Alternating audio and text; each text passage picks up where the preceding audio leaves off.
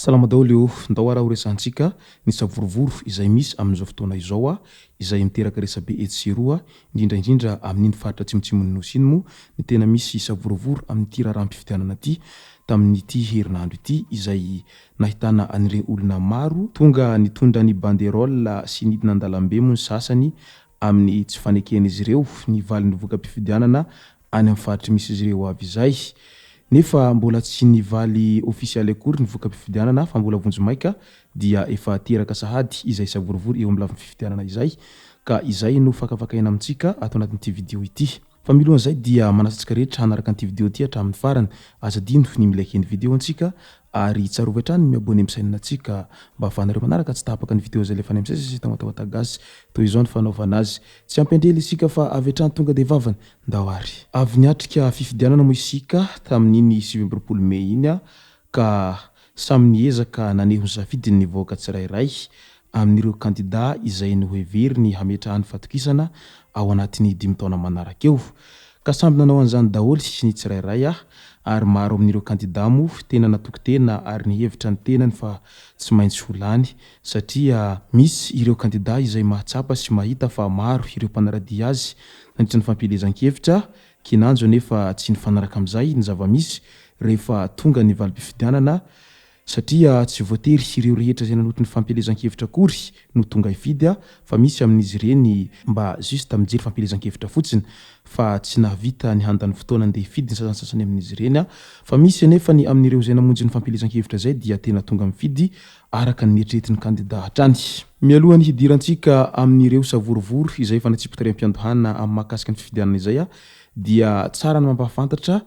amin'ity androandroany ity fa ao Nosy be ao 10,000 ariary ny vidiny lavanila manta. Tamin'ny androany 2 Jona 2024 no andro faharoa amin'ny tsenan'ny lavanila maitso ao Anjiabe ho an'ny prefektiran'ny Nosy be. Tsy mitovy ny vidiny tian'ny mpividy sy ny mpamboly tany an-toerana raha 100,000 ariary no tian'ny mpamboly hividianana azy fa voatery namidy 10,000 ariary satria io ny tiany mpanangom-bokatra amin'izao fotoana izao. Ampahatsihivina hatrany fa mahavoasazy ny fivarotana sy ny fividianana lavanila tsy amin'ny tsena. Ny fitondranana izany avy any amin'ny faritra efa misokatra tsena ho any amin'ny faritra hafa mbola tsy misokatra tsena. Raha misokatra kosa ny tsena eny amin'ny faritra izay hitondrana ny vokatra dia tsy maintsy manana fahazoan-dalana manokana avy amin'ny faritra ny alany sy halehany ilay vokatra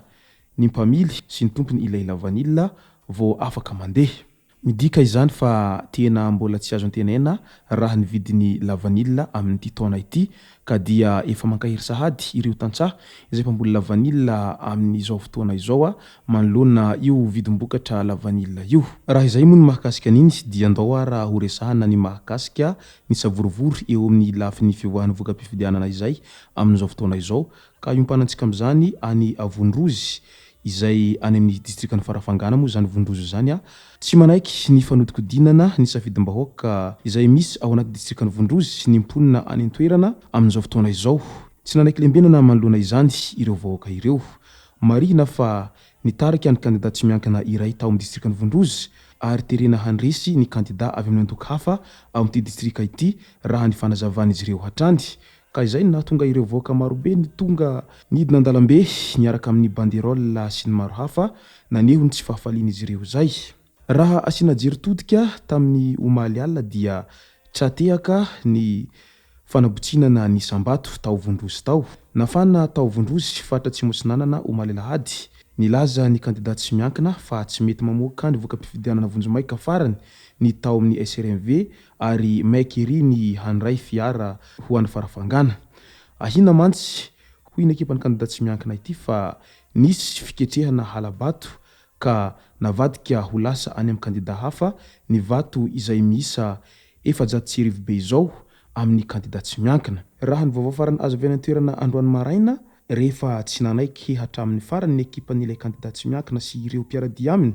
dia namoaka ny voka-pifidianana vonjomaika ny SRMV ka hita fa nisy voka-pifidianana tamina commune misa 3 nabontsina mba hampandresy ny candidat avy amin'ny antoko hafa.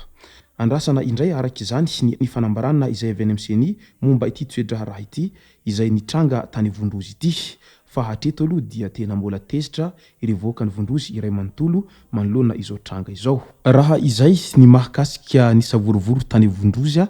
dia any ambato finandrahana ihany koa misy ny savorovoro izay niseho tamin'iny faraparan'ny herinandro iny.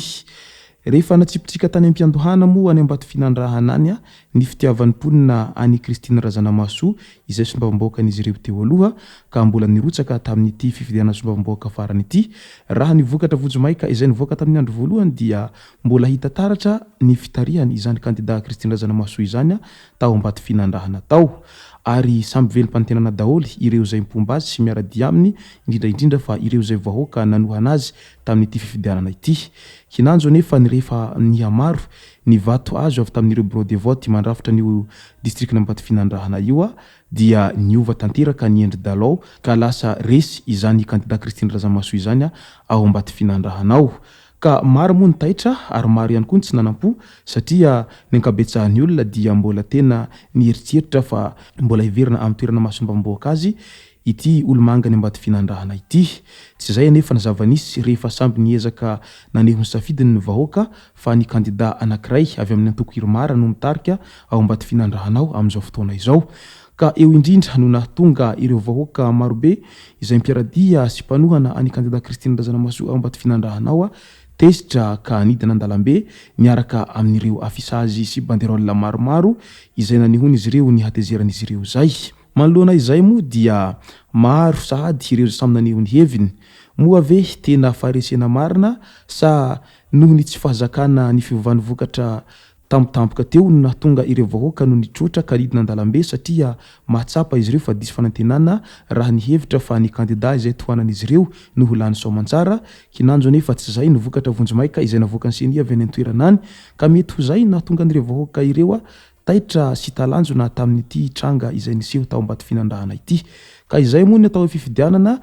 tsy voatery izay rehetra tonga manatina propagandy no ndeha hifidy anao ary na dehibe olona aza ny propagandanao indraindray tsy mifanaraka amin'izay ny zava-misy rehefa mivoaka ny valim-pifidianana satria izay no mahatonga ny fifidianana atao ao anatiny trano kely mangingina ao anao maneho ny safidinao fa tsy natao tsangatanana akory. Ka eo indrindra no mahatonga ny be sy ny maro matetika diso fanantenana rehefa mivoaka izay valim-pifidianana izay. Ka ny fantaniana mipetraka amin'ny be sy ny maro amin'izao fotoana izao mbola mety ho possible ve ny hiverenana Christine Razanamaso